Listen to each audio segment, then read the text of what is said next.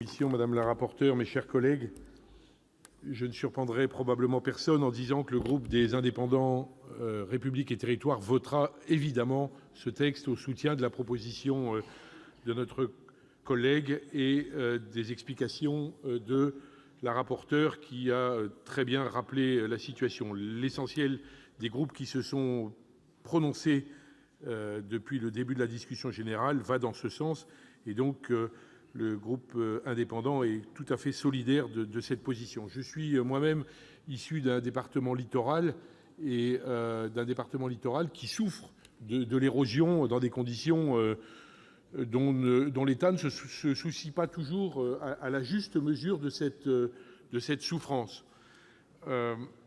La mer a envahi il y a 25 ans notre littoral dans la partie qu'on appelle le Hable d'Holt. La mer attaque les falaises de Holt et plusieurs rues de Holt-Onival, qui est une station balnéaire, ont dû être interdites à l'habitation.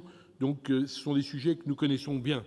Par ailleurs, j'avais suivi avec beaucoup d'intérêt, au nom de l'ANEL, dont le président avait bien voulu me déléguer aux travaux menés par le groupe de travail que le gouvernement avait mis en place à la suite des propositions de Pascal Got et Chantal Berthelot, groupe de travail qui avait choisi un certain nombre de sites pilotes, dont la station balnéaire de Holt, mais dont une station balnéaire également sur le littoral méditerranéen, dont la station de Soulac, etc., etc. Et on a travaillé au moins depuis 5 ans sur ce sujet.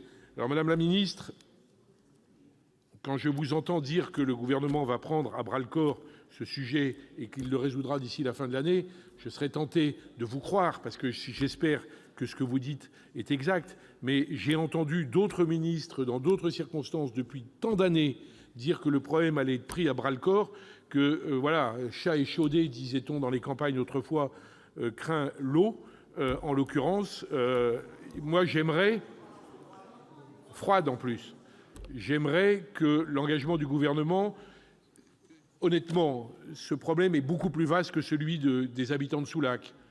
Mais celui des habitants de Soulac est humainement intolérable. On ne peut pas, vis-à-vis de gens qui ne sont pas de riches citoyens qui habitent dans d'énormes propriétés au bord de la mer et qui perdraient quelques mètres carrés, on ne peut pas laisser ces gens qui ont économisé, qui ont investi, qui ont construit une partie de leur vie patrimoniale et de leur retraite, on ne peut pas les laisser comme ça, un par un. Il y a des dépressions, il y a des malades, il y a des gens qui meurent.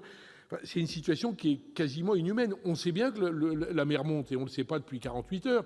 On a signé en France, on a été à l'initiative de la COP21, un des arguments majeurs des climatologues, c'est de dire attention, la mer monte, et on fait comme si elle ne montait pas, et on ne résout Il faut conclure, mon cher collègue. Résolvez les problèmes, mais on ne les résout pas. Donc aujourd'hui, évidemment, nous votons cette solution et nous attendons nous votons cette proposition, pardon, et nous attendons avec résolument, avec attention, avec peut-être une certaine exigence, Madame la Ministre, que les engagements que vous avez pris cet après-midi devant nous soient tenus dans les meilleurs délais, dans l'intérêt des populations et dans l'intérêt de tous ceux qui, sur le littoral, sont dans la même situation. Je vous remercie. Merci.